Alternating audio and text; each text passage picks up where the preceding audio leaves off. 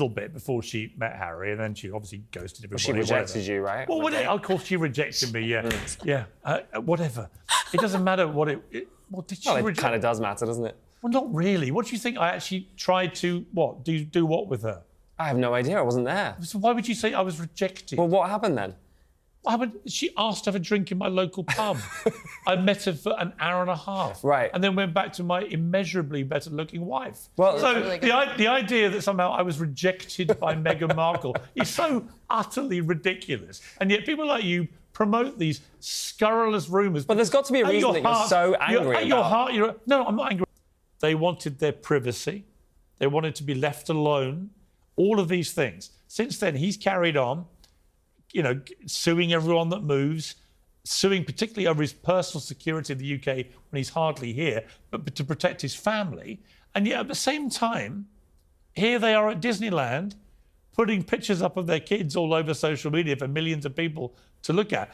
Again, I simply say, James, it's the hypocrisy. It's nothing else. It's people don't like the double standard. Firstly, I just want to say, anyone at Disneyland taking a picture, they're not having a Princess Diana moment. They're just having a moment with their family. So it's ridiculous. Why post it? It's ridiculous to suggest that just because they're on a log flume, if you care about, they are having a Princess Diana if you're worried She also wasn't at Disneyland. I think she was at Chessington in the UK. So it's a bit different. World. But she didn't cover their faces with emojis. What, Prince Harry and William? William? To beat the media at their own game, right? Because then the Mail can't publish it. Actually, do you know what? While we're on the Mail, can I read you a headline after that twerking video went out? The Mail published, did they think twerking like trailer trash teens would endear them to the public?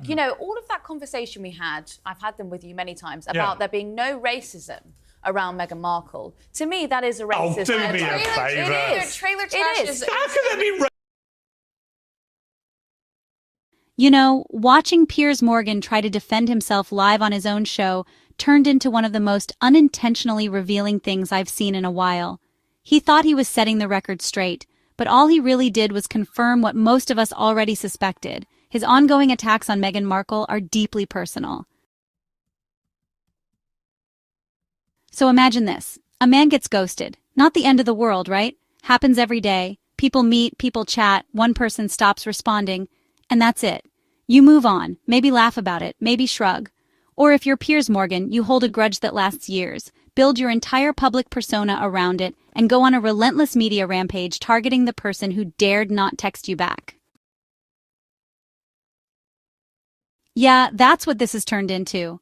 The moment Meghan Markle stopped returning Piers Morgan's messages, she apparently triggered something in him that he's still unpacking.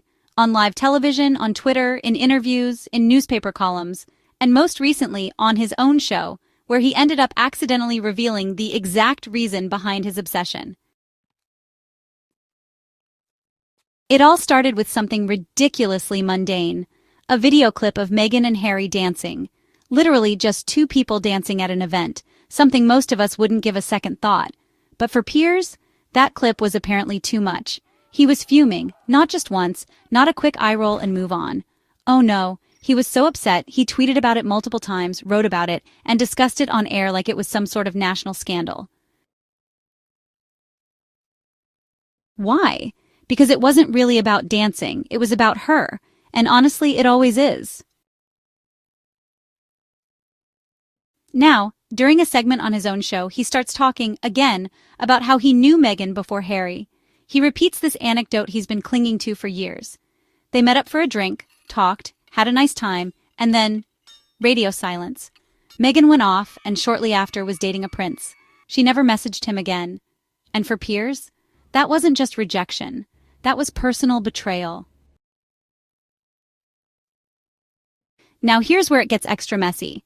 His guest on the show, James, gently prods him and says what we're all thinking. So, she ghosted you? Piers tries to laugh it off. He acts like it's no big deal. But then he starts going on this strange tangent, talking about how Meghan asked him out for the drink, how it was only an hour and a half, and then throws in this oddly defensive comment about how his wife is way better looking anyway. Wait, what? Who brings up their spouse's appearance like that unless they're really trying to convince someone of something? It was one of those moments that told you everything you needed to know. This isn't just about Meghan and Harry's public image or the royal family. This is about bruised pride. This is about ego. You could see Piers scrambling, trying to reframe the story, trying to shift the narrative away from, I got ignored and never got over it, to this is just honest journalism. But you can't claim to be unbiased when you're this emotionally tangled up in the subject. And here's what's wild. This grudge has lasted longer than some actual relationships.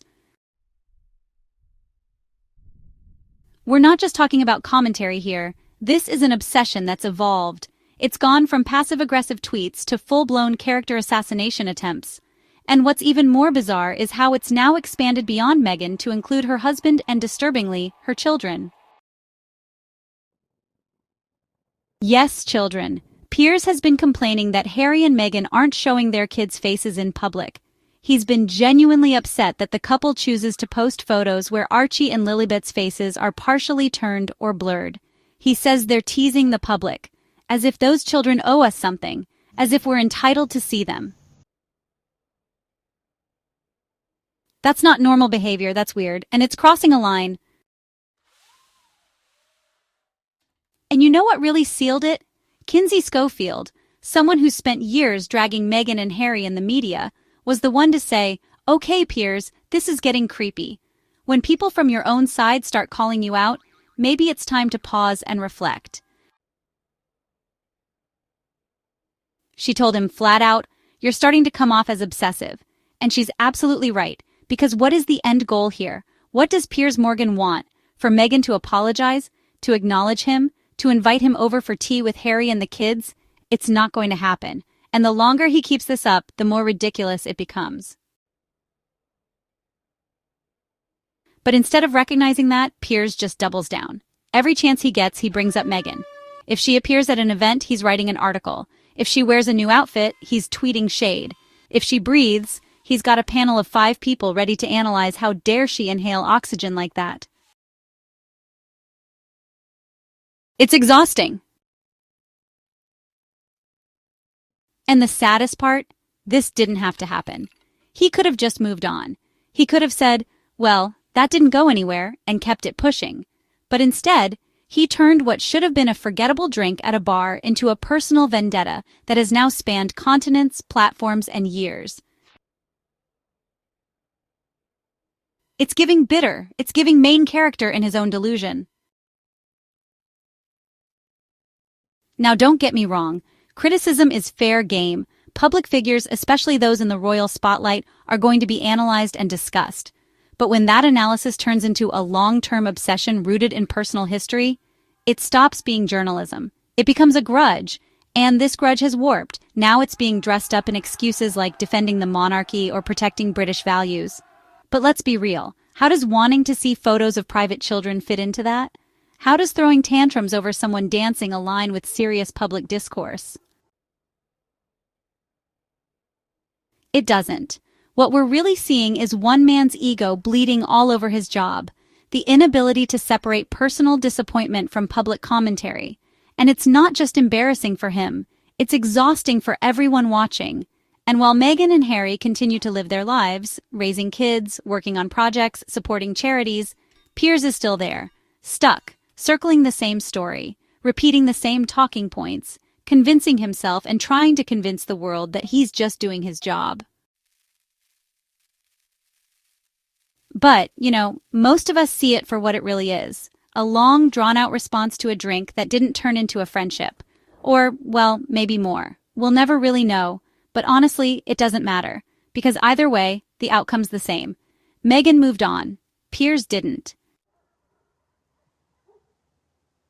And every time he opens his mouth to talk about her, he just proves it. Anyway, that's all for today. If you've been watching this saga unfold over the years, you probably saw this train wreck coming a long time ago. But I want to know what you think. Do you see this as normal celebrity criticism, or do you reckon it's gone way too far? Let's chat in the comments. And if you enjoyed the breakdown, don't forget to like, subscribe, and hit that notification bell so you don't miss the next one. Until then, take care of yourselves, and maybe, just maybe, don't obsess over people who ghost you. See you on the next podcast, and thank you so much.